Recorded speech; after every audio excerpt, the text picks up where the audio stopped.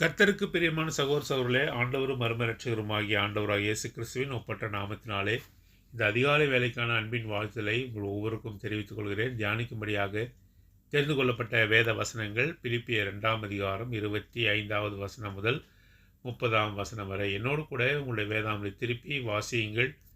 பிலிப்பியர் 2ஆம் அதிகாரம் 25வது வசனம் முதல் 30வது வசனம் வரை. மேலும் என் சகோதரனும் உடன் வேலையாளும் உடன் சேவகனும் உங்கள் ஸ்தானாதிபதியும் என் குறைச்சலுக்கு உதவி செய்தவனுமான எப்பாப்பிரோதீத்துவை உங்களிடத்தில் அனுப்ப வேண்டுமென்று எண்ணினேன். அவன் உங்கள் எல்லார் மேலும் வாஞ்சை உள்ளவனும் தான் வியாதிப்பட்டதை நீங்கள் கேள்விப்பட்டதினாலே மிகவும் வியாகுலப்படுகிறவனுமாயிருந்தான். அவன் வியாதிப்பட்டு மரணத்திற்கு சமீபமாயிருந்தது மெய்தான். ஆகிலும் தேவன் அவனுக்கு இறங்கினார். அவனுக்கு இறங்கினதும் அல்லாமல் துக்கத்தின் மேல் துக்கம் எனக்கு உண்டாகாதபடிக்கு எனக்கும் இறங்கினார்.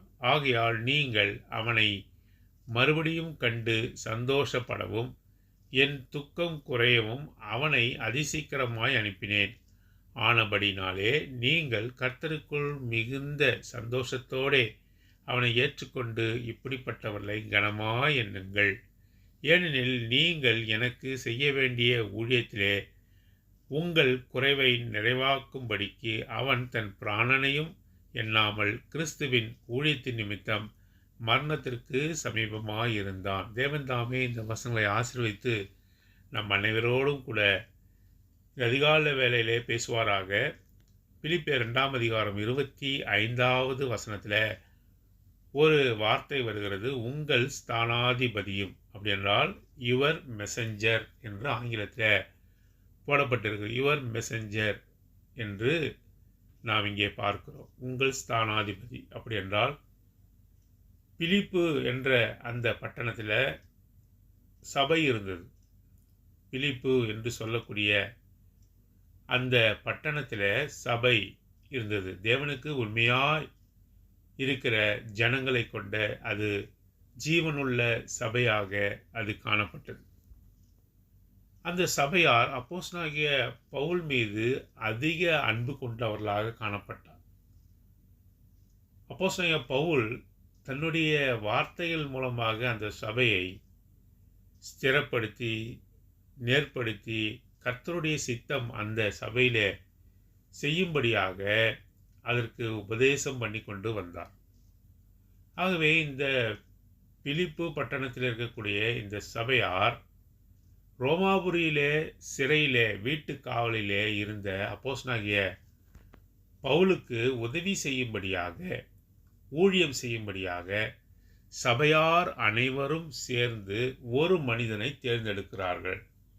அந்த மனிதனானவன் ரோமாபுரிக்கு சென்று சிறையிலே காணப்படுகிற அப்போஸ்தலனாகிய பவுலுக்கு உதவி செய்யும்படியாக ஒரு மனிதனை தேர்ந்தெடுக்கிறார்கள். அப்படி ஸ்தானாதிபதியாக செய்திகளை கொண்டு போகிறவனாக உதவி பொருட்களை கொண்டு போகிறவனாக ஒரு மனுஷனை தேர்ந்தெடுக்கிறார்கள். அந்த மனுஷனுடைய பெயர் என்னவென்றால் எப்பாப்பிரோதீத்து என்று நாம் இங்கே வாசிக்கிறோம். பாருங்க, இந்த எப்பாப்பிரோதீத்து ரோமாபுரியில் இருந்த அப்போஸ்தலனாகிய பவுலிடத்திலே அனுப்பப்பட்டான். யார் அனுப்பினார்கள்? பிலிப்பு பட்டணத்தில் இருக்கக்கூடிய சபையார் அவனை அனுப்பினார்கள் என்று சொல்லி பார்க்கிறோம். இந்த எப்பாப்பிரோதீத்து அப்போஸ்தலனாகிய பவுலோடு கூட அங்கே தங்கி ஊழியம் செய்தான் என்று சொல்லி பார்க்கிறோம். பிலிப்பு பட்டணத்தில் இருக்கக்கூடிய சபையார் இந்த எப்பாப்பிரோதீத்துவை அநேக பொருட்களை கொடுத்து பொருள் உதவியையும் அதிகமாக கொடுத்து அப்போஸ்தலனாகிய பவுலுக்கு உதவி செய்யும்படியாக இவனை அனுப்பினார்கள். அவன் எல்லாவற்றையும் அப்போஸ்தலனாகிய பவுலினிடத்திலே கையளித்து விட்டு மேலும் அவருக்காக ஊழியமும் செய்ய ஆரம்பித்தான் என்று சொல்லி பார்க்கிறோம். ஆகவே தான் இந்த வசனத்தில் வாசிக்கிறோம். பிலிப்பியர் 2ஆம் அதிகாரம் 25ஆம் வசனம், என் சகோதரனும் நீங்கள் அனுப்பின இந்த ஸ்தானாதிபதி எப்பாப்பிரோதீத்து இப்பொழுது எனக்கு எப்படிப்பட்டவனாக இருக்கிறான், என் குடும்பத்திலே ஒரு அங்கத்தினனாக மாறிவிட்டான். ஆகவேதான் இந்த வார்த்தையை பயன்படுத்துகிறார். என் சகோதரனும் அப்படி என்றால் கர்த்தருடைய குடும்பத்திலே, தேவனுடைய பிள்ளைகளுடைய குடும்பத்திலே எனக்கு அவன் சகோதரனாக மாறிவிட்டான். நீங்கள் அனுப்பின எப்பாப்பிரோதீத்து இப்பொழுது என்னுடைய சகோதரனைப் போல காணப்படுகிறான் என்று பிலிப்பி பட்டணத்தில் இருக்கக்கூடிய சபையாருக்கு அவர் சொல்லுகிறார்.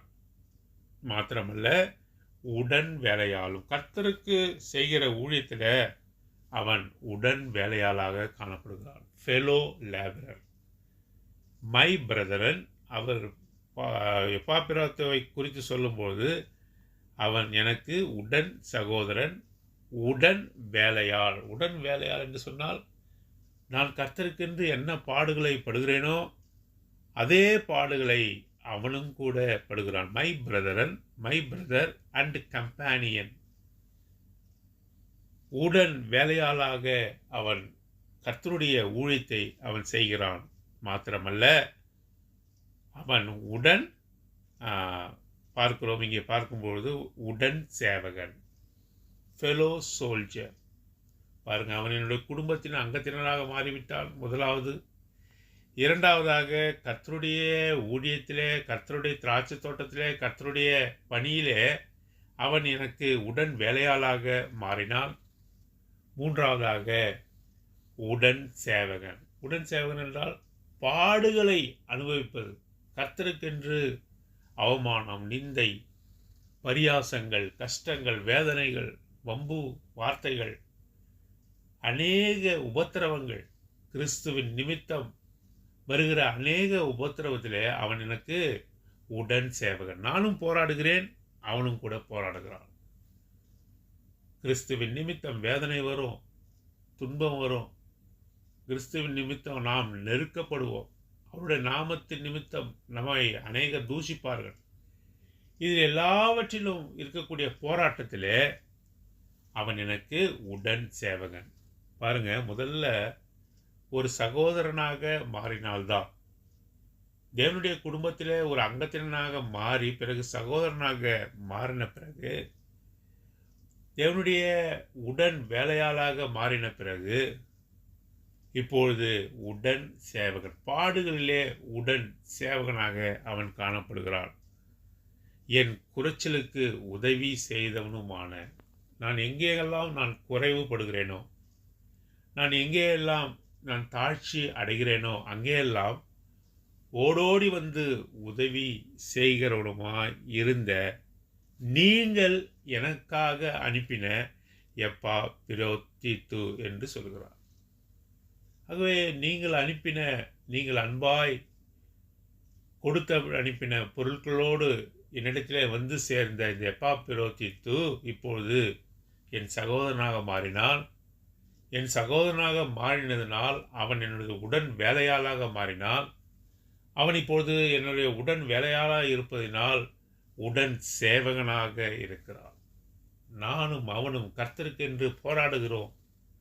கர்த்தருடைய சுவிசேஷ பிரபலத்திற்காக, கர்த்தருடைய நாமம் மகிமைப்படுவதற்காக, கர்த்தருடைய ஊழியங்கள் செய்யப்படுவதற்காக இப்பொழுது நீங்கள் அனுப்பின எப்பாப்பிரோதீத்து என்னோடு கூட உடன் சேவகனாக இருக்கிறான் என்று நாம் பார்க்கிறோம்.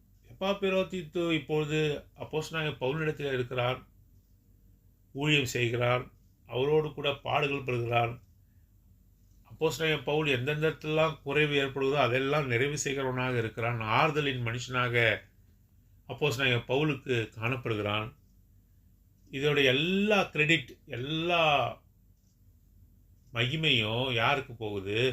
பிலிப்பு பட்டணத்தில் இருக்கக்கூடிய அந்த சபையாருக்கு போகும். ஏனென்றால் அவர்கள்தான் இந்த எப்பாப்பிரோதீத்துவை அப்போஸ்தலனாகிய பவுலிடத்திலே அனுப்பினார்கள்.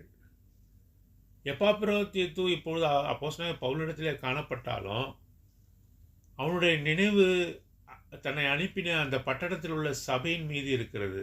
அவன் உங்களை அதிகமாக நேசிக்கிறான் என்று அப்போஸ்தலனாகிய பவுல் சொல்கிறார். அவன் என்னிடத்தில் இருந்தாலும், ஊழியங்களை செய்தாலும், என் குறைவுகளை அவன் நிறைவாக்கினாலும் கூட தான் அனுப்பப்பட்டவன் என்பதை உணர்ந்து, ஹீ இஸ் எ மெசேஞ்சர், அவன் அனுப்பப்பட்டவன் என்று உணர்ந்து உங்களை எப்பொழுதுமே நினைவிலே வைத்திருக்கிறான். பாருங்க, அப்போஸ்தலன் பவுல் சொல்றாரு, இந்த எப்பாப்பிரோதீத்து ஊழியம் செய்து கர்த்தருக்காக போராடி, கர்த்தருடைய சுவிசேஷ பிரபலத்திற்காக, கர்த்தருடைய சித்தம் இந்த உலகத்திலே செய்யப்படுவதற்காக கடினமான சூழ்நிலையிலே போராடி அவன் நோய்வாய்ப்பட்டான். எப்பாப்பிரோதீத்து எப்படிப்பட்ட நோய் அவனுக்கு வந்தது? வேதம் சொல்கிறது, மரணத்துக்கு ஏதுவான நோய் என்று போடப்பட்டிருக்கிறது. மரணத்திற்கு சமீபமாக இருந்து பாருங்க, மரணத்துக்கு மிக அருகாமையில் வந்துட்டான். எப்பாப்பிரோதீத்து ஊழியத்தின் நிமித்தமாக பாடுகள், அவமானங்கள் எல்லாவற்றையும் அடைந்து நோய்வாய்ப்பட்டு, ஊழியத்திலே நோய்வாய்ப்பட்டு, இப்பொழுது மரணத்திற்கு சில அடிகளுக்கு அருகாமையில் வந்துட்டான். மரணத்திற்கு நிகராக வந்துட்டான். அவன் மரணத்துக்குள்ளாக போகிறான் என்பதை நீங்கள் கேள்விப்பட்டு, யார் சொல்றாங்க? அந்த பிலிப்பு பட்டணத்தார் கேள்விப்பட்டதை நிமித்தம் இவன் வியாகுலப்படுகிறான். இதை மிக நுணுக்கமாக பார்க்க வேண்டிய காரியம். தான் நோய்வாய்ப்பட்டதை தன்னை அனுப்பின பிலிப்பு பட்டணத்தில் இருக்கக்கூடிய சபையார் அறிந்ததை எண்ணி இவன் கஷ்டப்படுகிறான். தான் மரணம் அடைய போகிறேன் என்பதை குறித்து அவன் கஷ்டப்படலை. தான் நோய்வாய்ப்பட்டு மறிக்கப் போகிறேனே என்று அவன் கஷ்டப்படலை. அவன் எதற்காக தெரியுமா வேதனைப்பட்டான்? அப்போஸ்தலன் பவுல் சொல்றாரு, அவன் மரண வேதனைக்குள்ளாக காணப்படுகிறான், மரணத்திற்கு மிக அருகாமையில் இருக்கிறான் என்பதை நீங்கள் அறிந்து கொண்டீர்களே, நீங்கள் தெரிஞ்சுக்கிட்டீங்களே, அது உங்களை வேதனைப்படுத்துமே என்று சொல்லி நீங்கள் அறிந்து கொண்டதை குறித்து அவன் வேதனைப்படுகிறான். எப்பேற்பட்ட ஊழியன் பாருங்க எப்பாப்பிரோத்து. ஒரு சிறிய கஷ்டம் கூட தன்னை அனுப்பின சபையார் படக்கூடாது என்று நினைக்கிறான். தன்னை குறித்து அவர்கள் கவலைப்படக்கூடாது என்று நினைக்கிறான். தன்னுடைய ஜீவன் அருமையானது அல்ல என்று நினைக்கிறான். தன்னுடைய வியாதியை குறித்து அவர்கள் தெரிந்து கொண்டால் கஷ்டப்படுவார்களே என்று அறிந்து அதை குறித்து இவன் கஷ்டப்படுறான். இப்போ எப்பாப்பிரோதீத்துவினுடைய கஷ்டம் என்னது? மரணத்தை அடைவது அவனுக்கு மிக எளிதாக இருந்தது. நோய்வாய்ப்படுவது பெரிய காரியமாக இல்லை. தான் நோய்வாய்ப்பட்டு மரணத்துக்கு ஏதுவாக இருக்கிறான் என்பதை தன்னுடைய சபையார் கேள்விப்பட்டா அந்த வேதனையானது என்னை தாக்குகிறதே என்று சொல்லி அவன் கஷ்டப்படுறான்.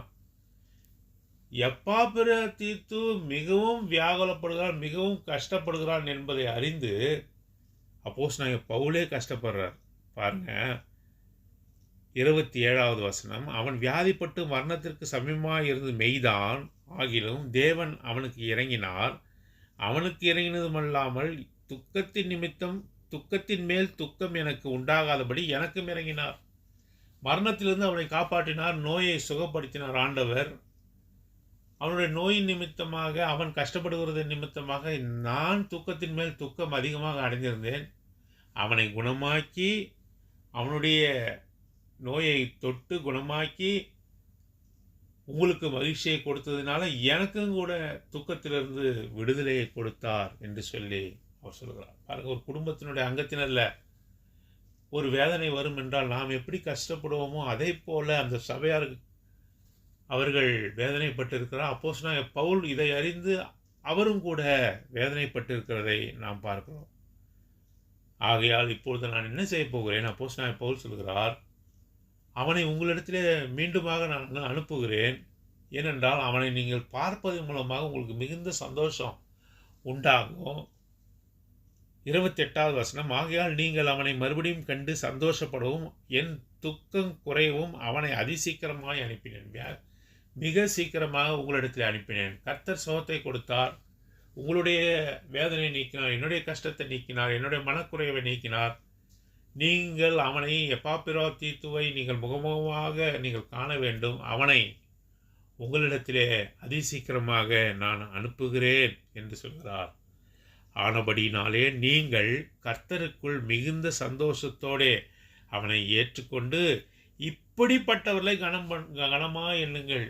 எப்பாப்பிராத்துவை போல சாட்சியை பெற்றவர்களை கனமா எண்ணுங்கள். சபையார் யாரை கனமா எண்ணணும்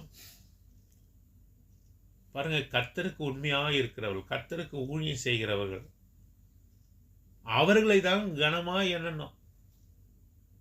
வந்தவங்க போறவங்க குறை சொல்றவங்க இவங்கெல்லாம் கனமா எண்ணக்கூடாது.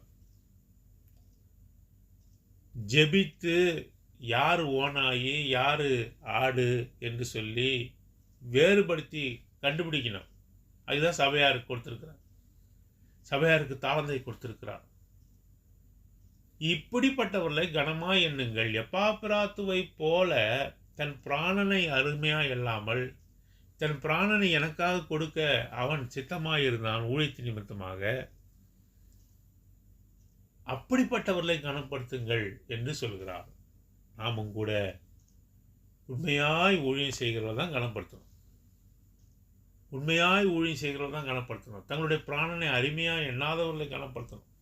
இதெல்லாம் நமக்கு எப்படி அறிந்து கொள்வோம்? நம் மத்தியில் பரிசுத்த ஆவியானவர் வாசம் செய்யும்போது யார் உண்மையாக ஊழியம் செய்கிறா, யார் உண்மையாக ஊழியம் செய்யலை, யார் பேருக்காக ஊழியம் செய்கிறா, காசுக்காக யார் ஊழியம் செய்கிறாங்க, இதெல்லாம் நம்ம புரிந்து கொள்ள முடியும். பேதைகளைப் போல நாம் இருக்கக்கூடாது. சர்ப்பத்தை போல வினா உள்ளவர்களாக நாம் காணப்பட வேண்டும் என்று ஆண்டவராக இயேசு கிறிஸ்து சொல்லுகிறார். எந்த ஊழியத்தை நாம் தாங்க வேண்டும் என்று சொல்லி ஆண்டவர் நமக்கு ஞானத்தை கொடுக்கும்படியாக முதலாவதாக நாம் அவரிடத்தில் ஒப்பு கொடுக்கணும். எல்லா ஊழியத்தையும் தாங்குவதல்ல, நமக்கு ஞானத்தை கொடுக்கும்படியாக எந்த ஊழியத்துக்கு நாம் கொடுக்கணும், யாரை கனப்படுத்தணும் என்று சொல்லி ஞானத்தை பெறும்படியாக கர்த்தரிடத்தில் நாம் ஜெபித்து காரியங்களை செய்யணும். பணத்தை எல்லாம் ஓட்டப்பையில் போடக்கூடாது. நல்ல பையில் போடுகிறவர்களாக நாம் காணப்பட வேண்டும். ஆகையால்தான் எப்பாப்பிராத்துவை குறித்து அவர் சாட்சியாக சொல்கிறார். கர்த்தருக்குள் மிகுந்த சந்தோஷத்தோடு அவனை ஏற்றுக்கொண்டு இப்படிப்பட்டவர்களை கனமா எண்ணுங்கள். இப்படிப்பட்டவர்கள் கனமா எண்ணணும். நீங்கள் அனுப்பினீர்கள் ஒரு மனுஷன், அவன் பேர் எப்பாப்பிராத்து. அவன் வந்தான், இன்னும் எனக்கு சகோதரனாக மாறினான், என்னோடு கூட உடன் வேலையாளராக மாறினான், தேவனுடைய வீட்டாராக அவன் மாறினான். மாத்திரமல்லாமல் உடன் போர் சேவகனாக அவன் மாறினான், என்னோடு கூட பாட அனுபவித்தான், என் குறைவுகளை நிறைவாக்கினான். நான் தாழ்ச்சி அடைந்த பொழுது அவன் என்னுடைய குறைவுகளை நிறைவாக்கினான். எந்த அளவுக்கு என்று சொன்னால், ஊழியம் செய்து செய்து வியாதிப்பட்டு மரணத்திற்கு அருகாமையிலே அவன் சென்றான்.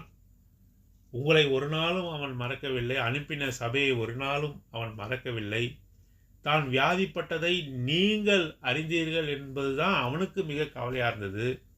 அவனுடைய கவலை, அவனுடைய வேதனை என்னையும் பற்றி கொண்டது. நானும் மிகுந்த துக்கம் கொண்டேன். கர்த்தர் இறங்கினார். கர்த்தர் எப்பாப்பிராத்தீத்துக்கு சுகத்தை கொடுத்தார்.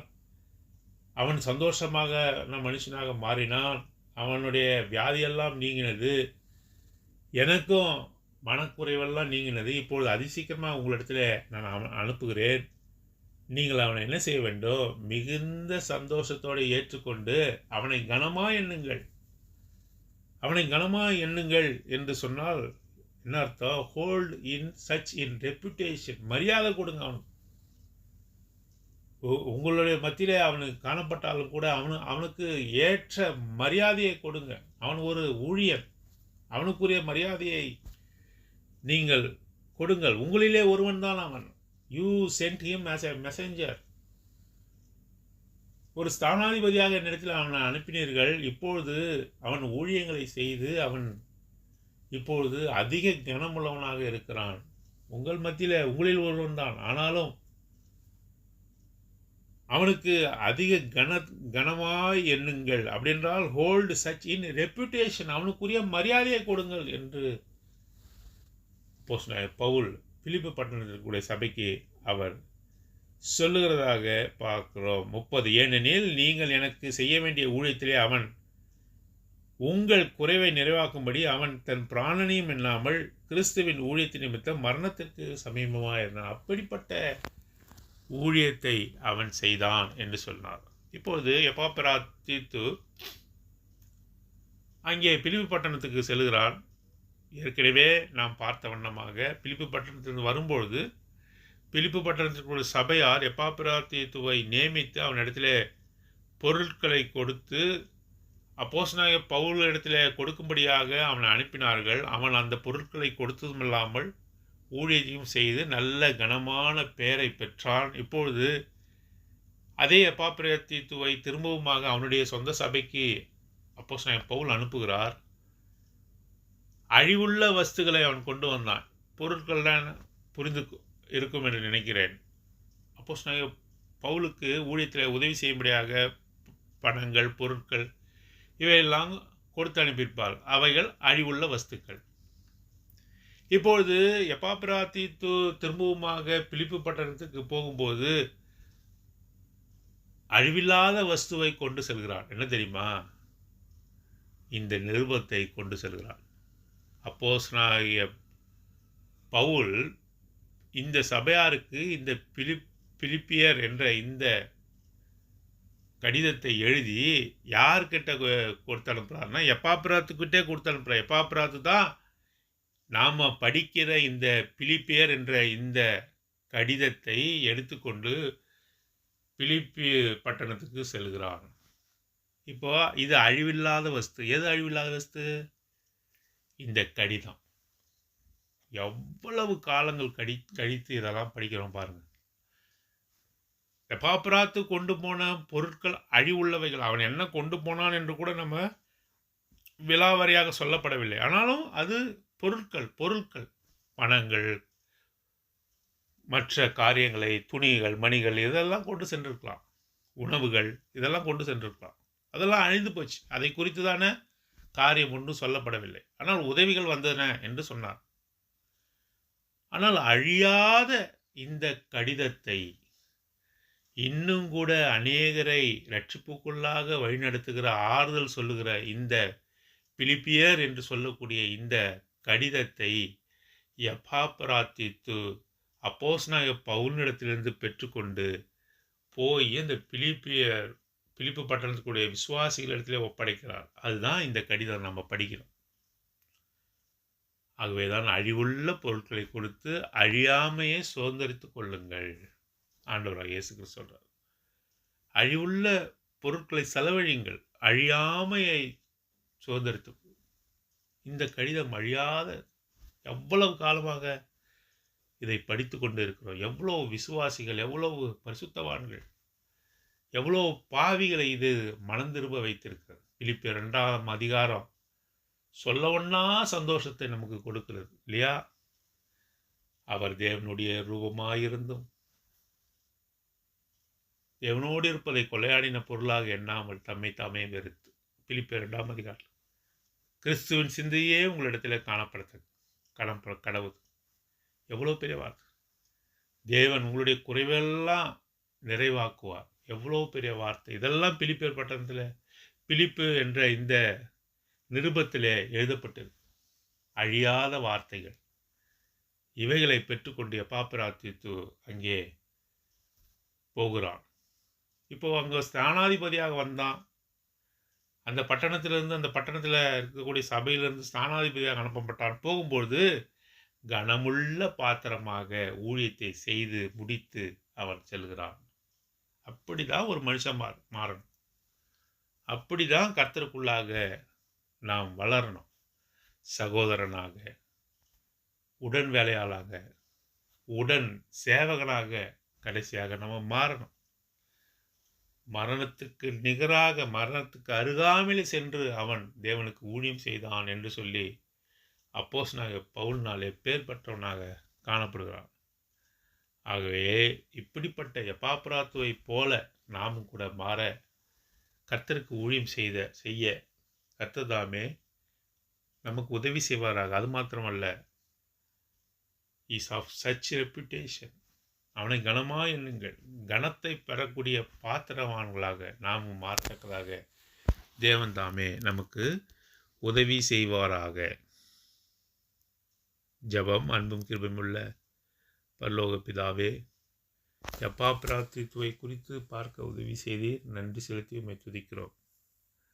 ஆண்டவரே, ஒரு ஊழியன் எப்படி இருக்க வேண்டும் என்பதை எவ்வளவாக விளக்குகிறதாக காணப்படுகிறது. தன்னுடைய ஜீவனை அருமையாக எண்ணாமல் ஊழியம் செய்வதிலே, உம்முடைய வார்த்தையை பிரசங்கிப்பதிலே, உடன் வேலையாளாக, உடன் சேவகனாக, உடன் சகோதரனாக எப்படி காணப்பட்டான் என்று சொல்லி பார்க்கிறோம். தன்னுடைய நோயை குறித்து தன்னுடைய சபையார் வருத்தப்படுவார்களே என்று சொல்லி அந்த வருத்தத்தினாலே கவலைப்படுகிறார்.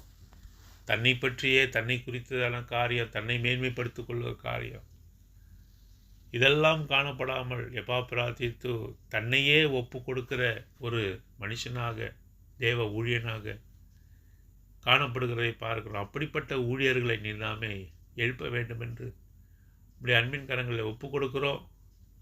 பணத்திற்காக, போழுக்காக ஆண்டவரே ஊழியம் செய்யாமல் நித்தியத்தை சுதந்திரத்துக் கொள்வதற்காக உம்மிடத்திலே பேர் பெற்றவனாக விளங்கும்படியாக என்னுடைய பரிசு பொருட்கள் ஆண்டவர் கொடுப்பார் என்ற விசுவாசத்தோடு கூட ஊழியம் செய்யத்தக்கதாக என்னையும் எங்களையும் நீதாமே மாற்ற வேண்டும் என்று இந்த அதிகாலை வேலையை ஒப்பு கொடுத்து இந்த ஜெபத்தை அருமையானவராக இயேசு கிறிஸ்துவின் ஒப்பற்ற நாமத்தின் மூலம் வேண்டுகிற நல்ல பிதாவே, ஆமேன்.